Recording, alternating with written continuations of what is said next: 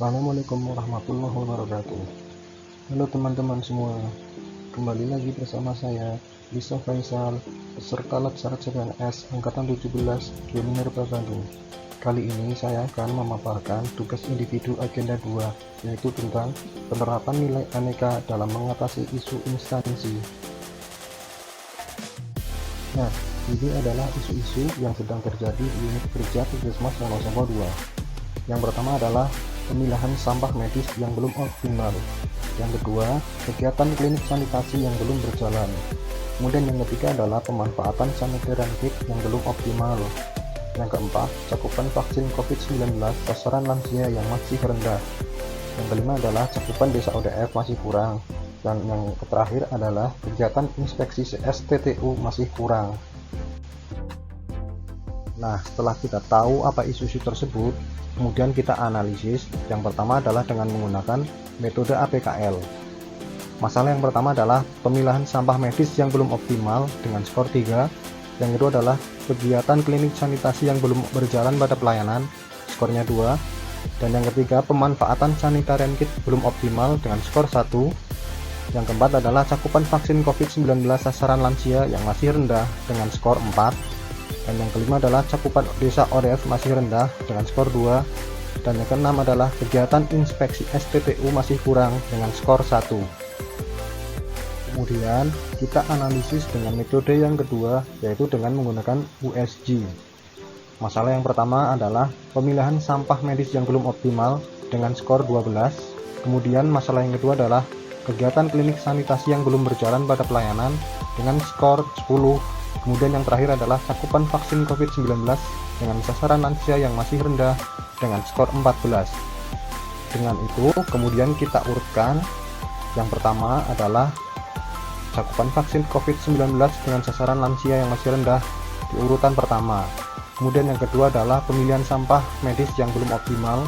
Kemudian yang terakhir adalah kegiatan klinik sanitasi yang belum berjalan pada pelayanan.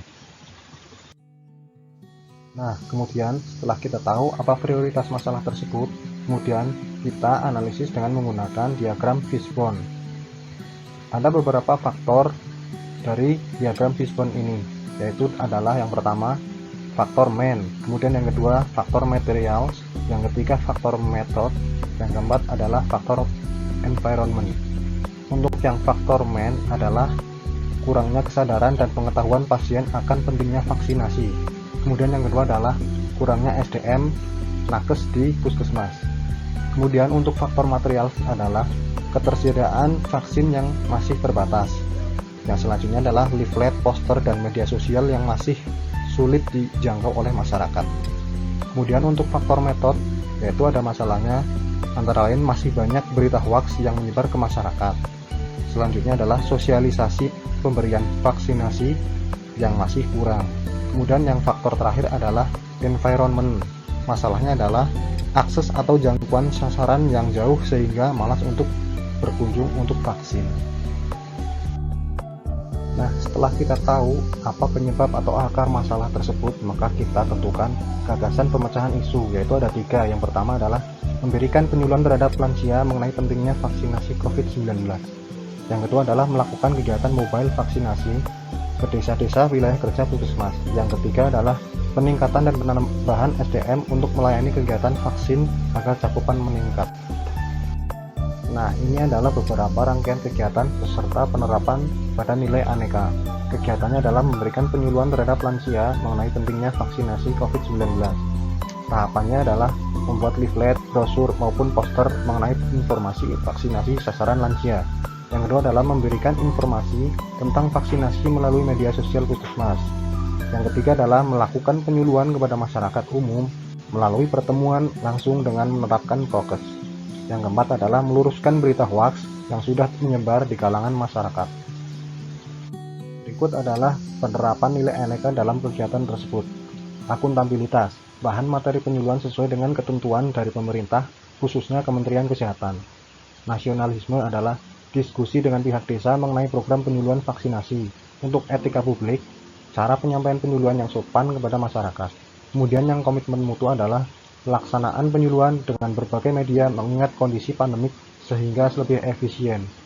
Untuk yang anti korupsi adalah memberikan informasi yang sebenarnya agar dapat dipercaya oleh masyarakat.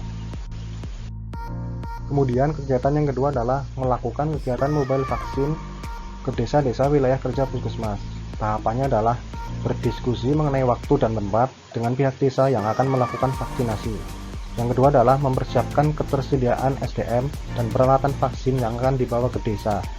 Yang ketiga adalah memastikan ketersediaan vaksin dengan cara koordinasi dengan dinas agar tepat sesuai sasaran. Dan ini adalah penerapan nilai anekanya. Untuk akuntabilitas, pihak Puskesmas bertanggung jawab terhadap kejadian ikutan pasca imunisasi atau KIPI apabila terjadi di desa. Untuk nasionalisme adalah masyarakat desa dan Puskesmas bergotong royong menyelenggarakan mobile vaksin sesuai dengan nilai Pancasila. Etika publik selalu menjaga keamanan dan kenyamanan bagi masyarakat terkait pelaksanaan mobile vaksin. Untuk komitmen mutu adalah melaksanakan mobile vaksin ke desa pada waktu yang efektif saat masyarakat tidak sibuk dengan aktivitasnya. Kemudian untuk kegiatan yang ketiga adalah peningkatan dan penambahan SDM untuk melayani kegiatan vaksinasi agar cakupan meningkat. Tahapannya adalah yang pertama meminta data analisis beban kerja di Puskesmas untuk mengusulkan penambahan SDM.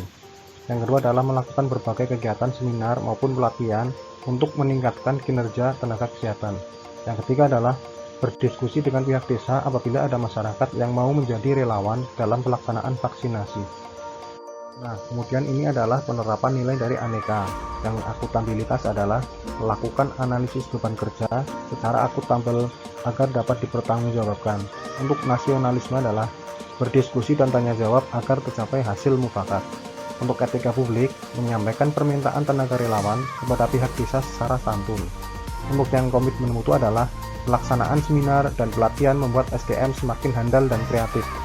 Yang terakhir adalah anti korupsi, mengusulkan penambahan SDM yang benar-benar sesuai kebutuhan. Nah, itulah penerapan nilai aneka dari berbagai masalah atau isu yang saya buat. Semoga bermanfaat buat teman-teman semua. Terima kasih. Assalamualaikum warahmatullahi wabarakatuh.